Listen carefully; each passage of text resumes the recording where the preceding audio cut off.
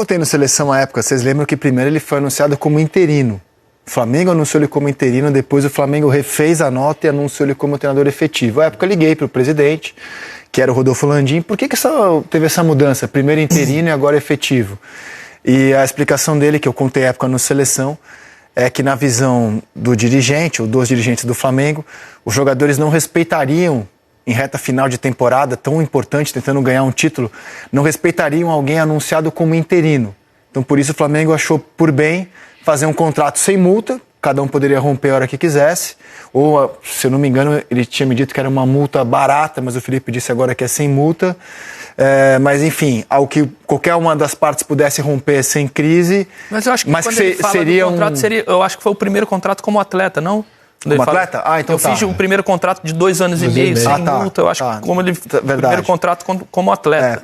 Porque me foi dito que era uma multa pequena, assim, coisa de 1 ou 2 salários à época, não lembro exatamente, mas era uma coisa pequena caso uma das partes quisesse romper, e que ele entendia que daquele jeito, anunciado como treinador efetivo com contrato, ele teria mais respeito no vestiário. Foi a escolha do Flamengo à época.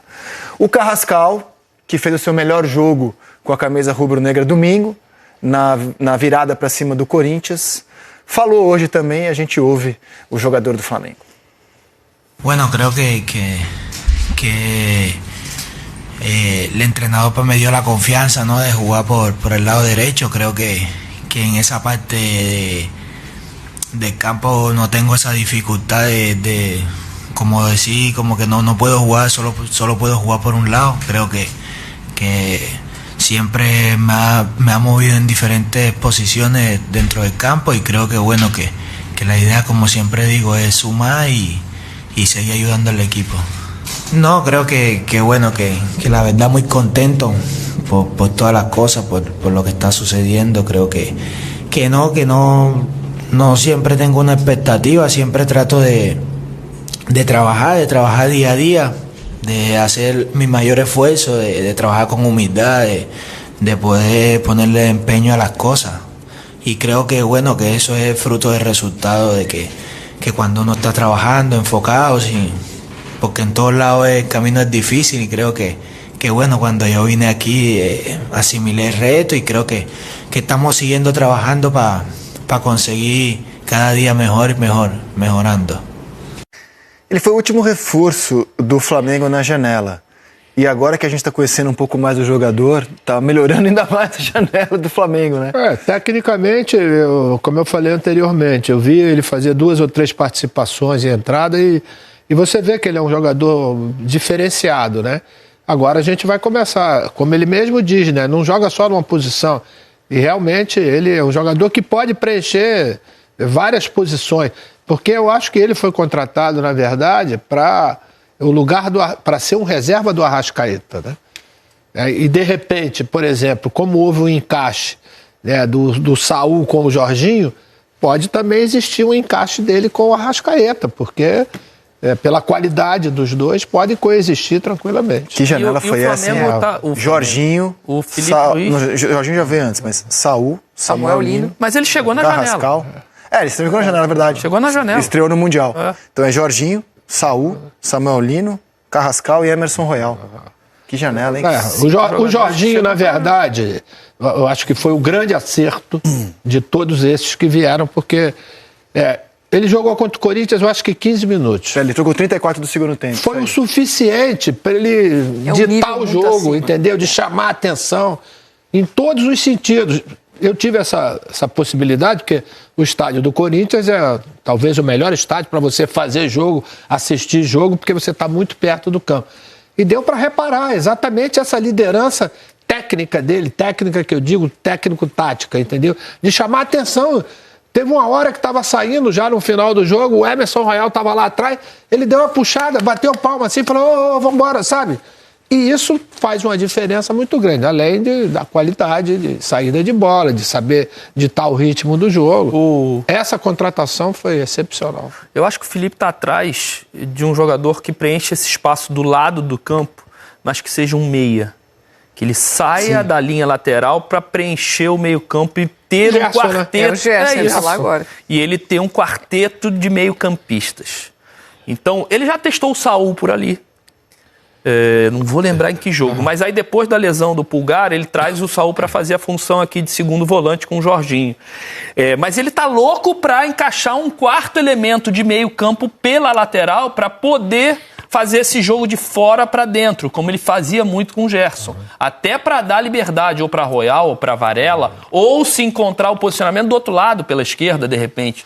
Porque eu acho que os principais atacantes de beirada hoje do Flamengo estão pelo lado direito, que é o Plata e o Luiz Araújo.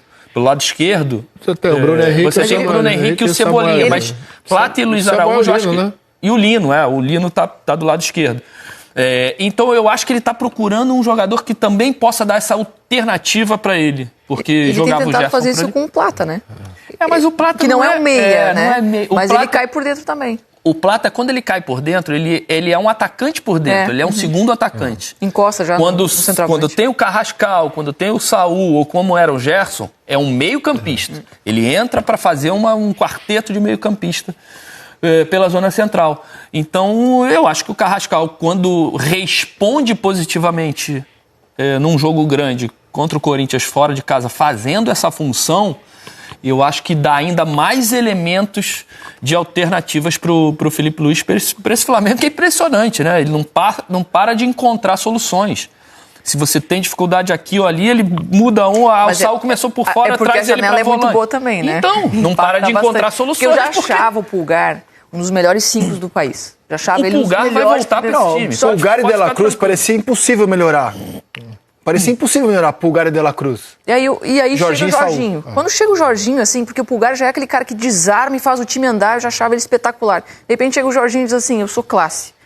E transforma o jogo do Flamengo. Então, quando você consegue fazer uma janela desse jeito, não adianta. Mas, o Pulgar volta para esse time. E aí quem sai? Aí encaixa quem? O Felipe adora o Pulgar. Mas aí sai o Saul da função? Eu não sei. É difícil. Mas eu acho que ele volta a usar o Saul um pouco mais pra frente. Eu acho que vai usar o Pulgar, talvez, em alguns jogos. Porque pelo que ele gosta de jogo, é o Jorginho e o Saul. Porque o Jorginho o Jorginho não tem o embate que tem o Pulgar.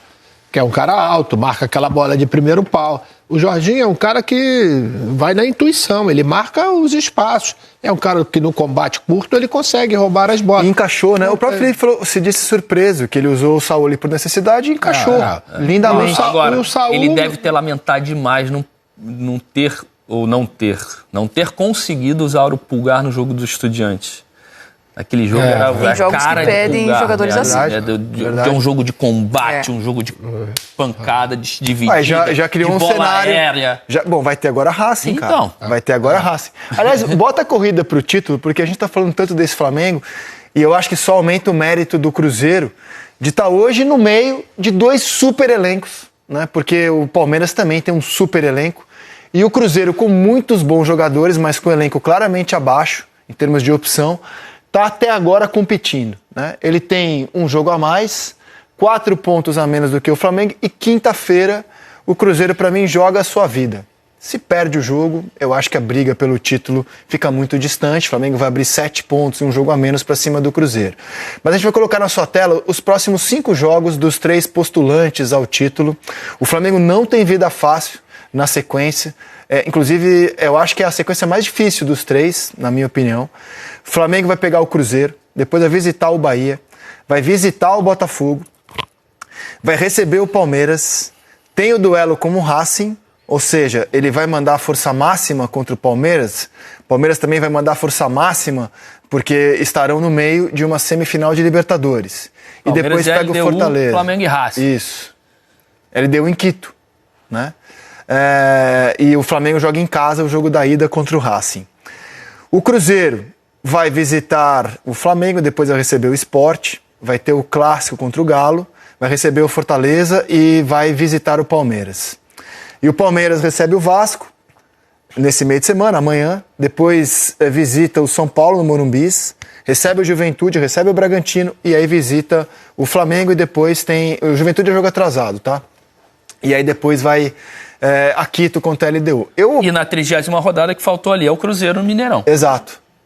Isso. É o Cruzeiro no Mineirão pro Palmeiras. Não, o Cruzeiro... Porque tem 30ª rodada. Palmeiras e Cruzeiro. Palmeiras e Cruzeiro. Isso aí. São Paulo, perdão. Mas é Palmeiras e Cruzeiro. Sim. Allianz Parque.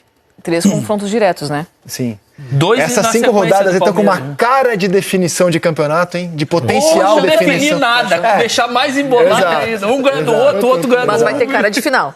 Esses jogos vão ter cara de final. Com potencial definição de campeonato. Vão ser jogaços. Eu acho, a 30ª, vão faltar 8 ainda. Vai continuar tudo embolado. Mas você concorda que se o Flamengo ganha o jogo quinta-feira, o título pro Cruzeiro começa a ficar uma caminhada quase impossível, né? Fica, sem dúvida nenhuma. E se o Cruzeiro derrotar... O Cruzeiro é o único time que ganhou de todo mundo da elite hoje do campeonato. O Cruzeiro é o Robin Hood. Porque ele tá ganhando dos grandes, grandes que eu tô falando, né? Os que estão na frente, né? Palmeiras, Flamengo e tal, mas aí ele perde pro Santos em casa, ele perde pro Ceará em casa. Agora ele perdeu pro Vasco fora de casa, que o Vasco tá num crescimento, mas o Vasco tá lá atrás na tabela e melhorou agora. Então são pontos que o Cruzeiro tá deixando na mesa que, teoricamente, nas prateleiras da tabela não poderia deixar. Mas em contrapartida ele vai lá e ganhou do Flamengo, ele ganhou do Palmeiras, ele ganhou em casa também, ganhou do Flamengo e do Palmeiras em casa. Cara, olha só, dos 8 primeiros colocados, vou fazer uma conta de cabeça, mas tô convicto que eu tô bem, diretor. Se eu estiver errado, você me ajuda. Dos 8 primeiros colocados... O Cruzeiro ganhou todo mundo. Não perdeu de ninguém. O Cruzeiro ganhou do Flamengo, vai jogar a volta. O Cruzeiro ganhou do Palmeiras, vai jogar a volta. Acho que só não ganhou no Mirassol. Ganhou no Mineirão 2-1. Ganhou. Primeira rodada e depois empatou então, mas a última rodada não ganhou. Mas ganhou, não perdeu. Do Botafogo, venceu com autoridade no Newton Santos. Do Bahia, ganhou os 2 jogos, na Fonte Nova de virada em casa. Do São Paulo, empatou e ganhou também. E do Fluminense, jogou um jogo só e ganhou. Ganhou no Maracanã. Então, assim, dos 8 primeiros, o Cruzeiro não perdeu nenhum jogo ainda. Mas quando ele tropeça contra os times de baixo da tabela, é isso que afasta do título, né? Quem quer ser campeão do Brasileirão não dá pra ter esses tropeços assim. Agora, eu Mas é impressionante, você não perdeu um jogo ainda pra nenhum dos 8 primeiros colocados. E faz um baita de um... O jogo do Cruzeiro é de altíssimo nível também. Então esse enfrentamento contra o Flamengo, assim, tá muito em aberto. Não consigo ver um favorito. E acho que o Cruzeiro tem total condição de bater. Você já fez o palpite GE? Fiz o palpite do GE. Você pode adiantar pra gente quem que você colocou? Quando sai o palpite do GE? Posso que vai ser... Provavelmente vai estar entrando no ar daqui a pouquinho. Então vamos lá. Que rufem os tambores. Eu coloquei pra esse confronto Cruzeiro. Coluna 3. Coloquei Cruzeiro. Mas coluna 2, né? Ela tem alguma razão, porque o Cruzeiro tem um encaixe de jogo contra essas equipes que buscam jogar. E a dificuldade de equipes que vão apenas se defender, não, mas vão jogar com um bloco mais baixo, porque o Cruzeiro tem muita transição, tem muita potência e velocidade para buscar essa transição rápida. E quando você tem que costurar o jogo, ter um pouco de paciência para furar bloqueio, o Cruzeiro tem dificuldade. Na verdade, eu coloquei o Cruzeiro porque eu vejo o Cruzeiro é um time hoje que joga com a bola no espaço. E o Flamengo é uma equipe, quando joga com uma equipe contra um time que deixa a bola com ele toca a bola no pé do jogador. Isso atrapalha um pouco a dinâmica de progressão de jogo.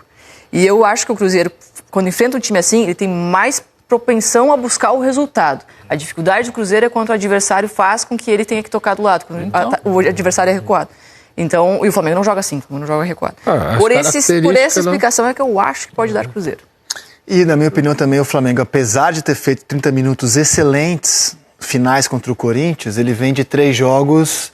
Que tem dado umas osciladas durante os 90 minutos. O empate com o Vasco, a derrota para o Estudiantes... E durante boa parte da partida contra o Corinthians jogou abaixo do que pode. Mas eu vou te dar uma função